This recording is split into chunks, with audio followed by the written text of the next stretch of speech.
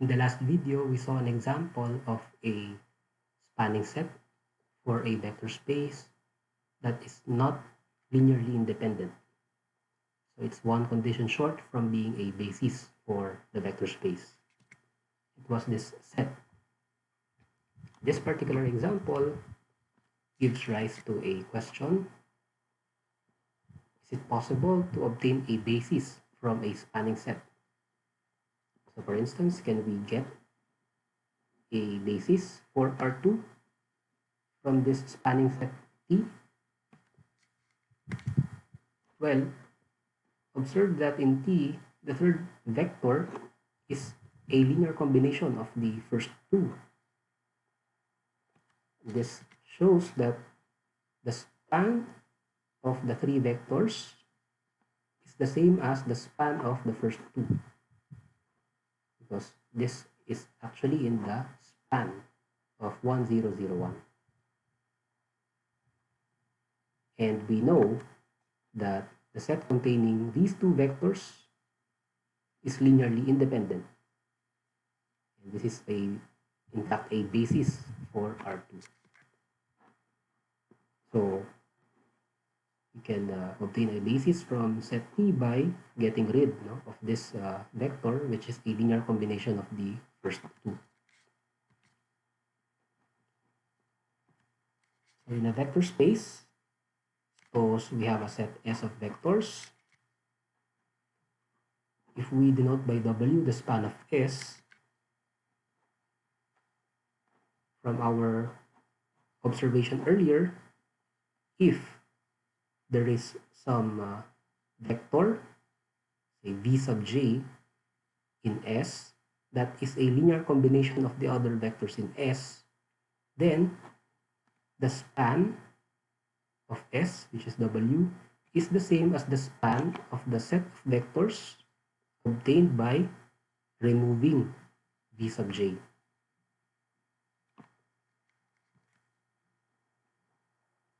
So this suggests that we can extract a basis from set S by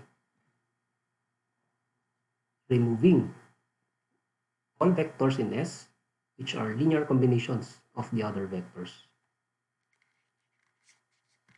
So let's have another illustration. So consider W, which is the subspace spanned by V sub 1, V sub 2, V sub 3 in R3. Because V1, V2, V3 are 3 by 1 matrices.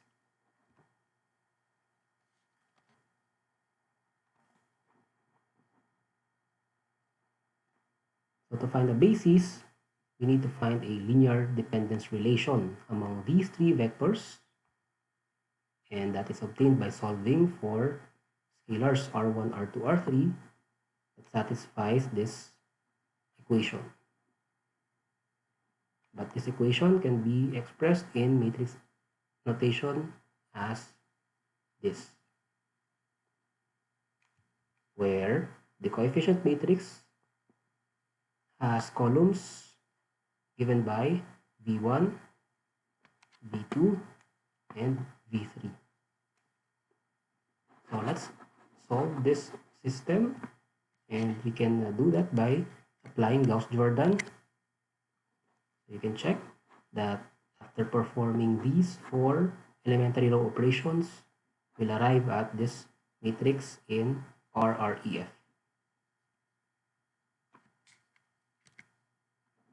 Okay, so this is the RREF of the augmented matrix of the system that we are trying to solve. And because we have a row of zeros, this tells us that there are infinitely many solutions to our system given by vectors R1, R2, R3, which is equal to 2s negative 3s s, where s is a parameter.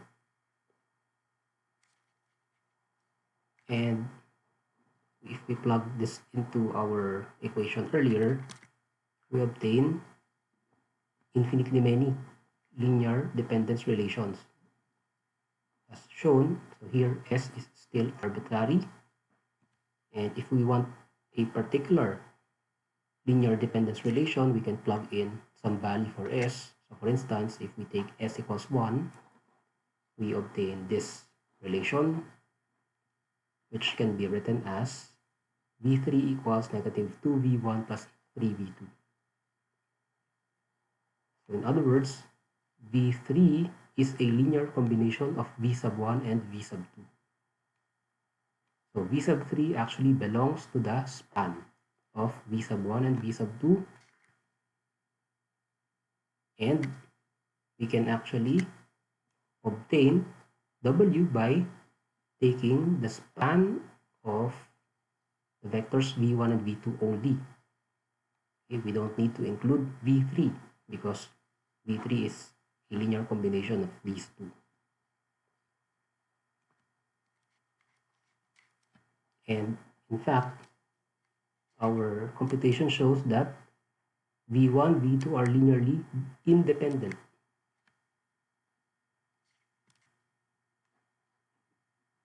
So we just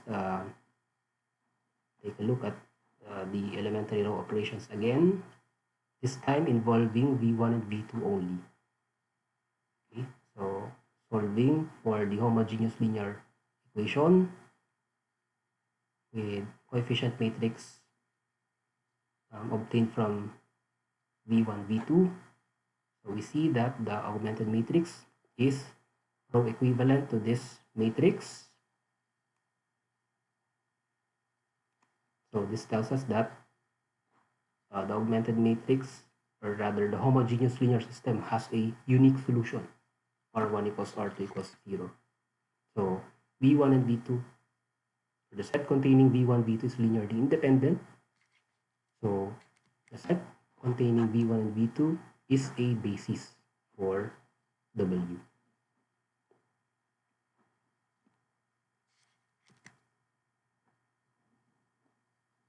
So the solution that we did for the last illustration can be generalized for subspaces of Rn.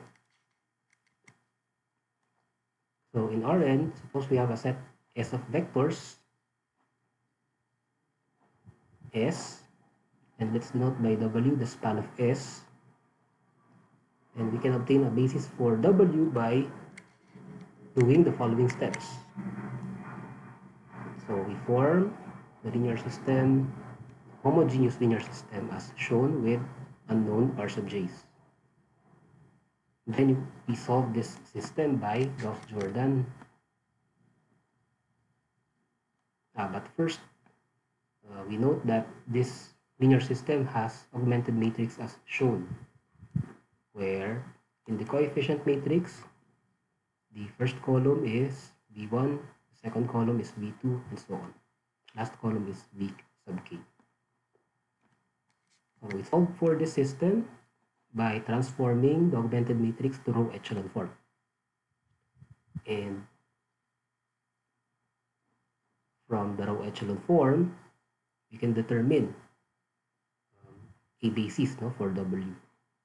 So the basis for W will be the vectors corresponding to the columns containing the leading ones.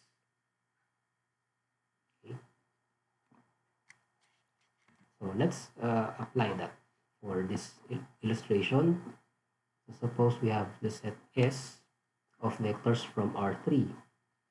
Okay, so from a remark in the last video, we know that this is linearly dependent. Okay, because in R3, a basis has 3 elements, and this set S has 5.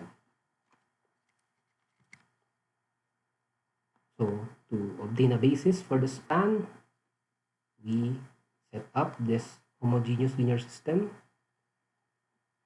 whose augmented matrix is as shown.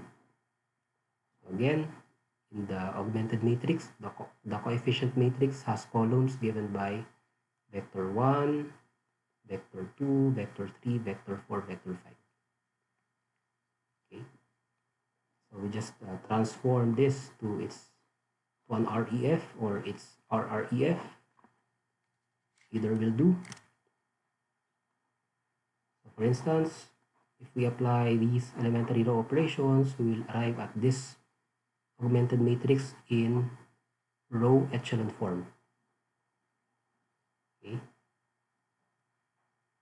And we see that in this matrix, columns 1, 2, 3 are the columns that contain a leading entry of some row, or the leading entry of some row. Okay, so here.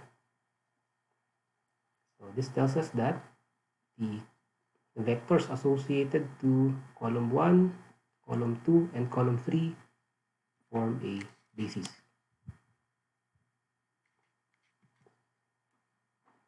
Yeah, so the first, second, and third vectors.